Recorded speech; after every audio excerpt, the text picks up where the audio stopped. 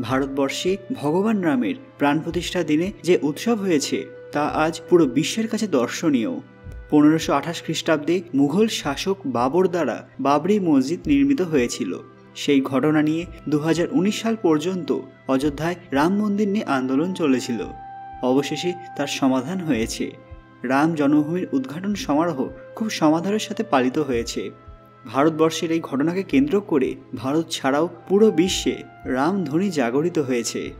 America, Australia এবং নিউজিল্যান্ডের মতো দেশে 300-রও বেশি জায়গায় ভগবান রামের এই অনুষ্ঠান লাইভ টেলিকাস্টের ব্যবস্থা করা হয়েছিল।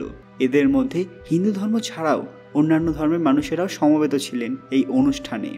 ইসলাম ধর্মের বহু মানুষ রামলালার অনুষ্ঠানটিকে পরম আগ্রহে স্বাগত জানিয়েছেন। শুধু তাই নয়, ঘটেছে এক এমন ঘটনা যা গোটা ভারতবাসীকে অবাক করে দিয়েছে। জানার আগে কমেন্টে জয় শ্রীরাম লিখতে ভুলবেন না বন্ধুরা। সকলকে পুরাণ কথা নতুন একটি ভিডিওতে স্বাগত। আজকে আপনারা জানবেন রাম মন্দিরকে নিয়ে ঘটল এক বড় ঘটনা। ভিডিওতে এগোনোর আগে সবাই কাইন্ডলি আমাদের চ্যানেলটি সাবস্ক্রাইব করে নেবেন। কিছু মানুষের ধারণা ছিল যে কেবলমাত্র হিন্দু সনাতন ধর্মের মানুষেরাই এই অনুষ্ঠানে যোগদান করতে পারবেন, কিন্তু বাস্তবে এমনটি হয়নি। ভারতের বাইরের প্রায় 50টি দেশ, যার মধ্যে কিছু মুসলিম কান্ট্রিও ছিল, সেখান থেকে প্রায় 100 জন বিশিষ্ট মানুষ ওই দিন অনুষ্ঠানে উপস্থিত ছিলেন।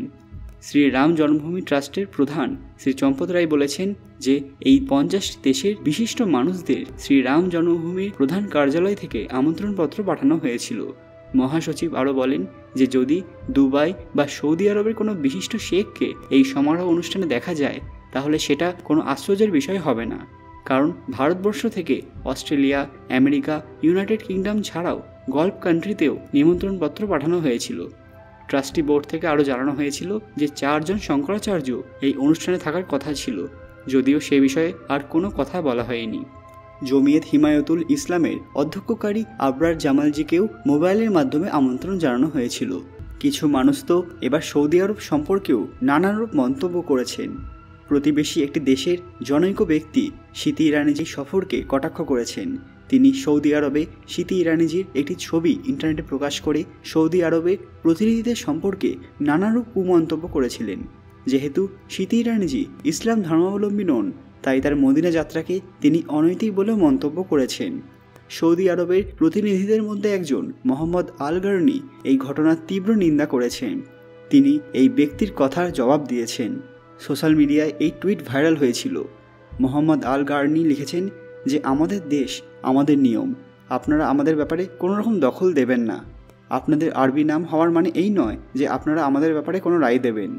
আপনাদের কোনো মূল্যই নেই আমাদের কাছে, সে কারণে আমাদের ব্যাপারে আপনাদের কোনো মন্তব্য করা ঠিক নয়।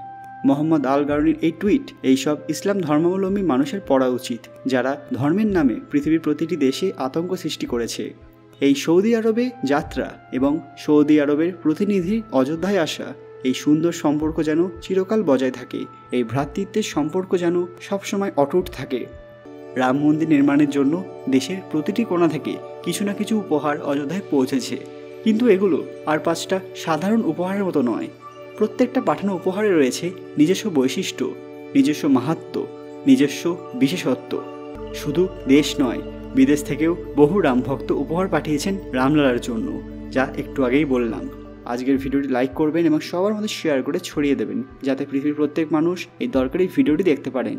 কমেন্ট বক্সে ভক্তির সঙ্গে জয় শ্রীরাম লিখতে ভুলবেন না। আরও এরকম দরকারি তথ্য পেতে পুরাণ কথা অফিসিয়াল চ্যানেলটি মনে করে সাবস্ক্রাইব করে নেবেন। খুব তাড়াতাড়ি ফিরে আসবো এরকমই কিছু দরকারি ভিডিও নিয়ে। ততক্ষণ আপনারা এই ভিডিওগুলো দেখতে পারেন। ধন্যবাদ।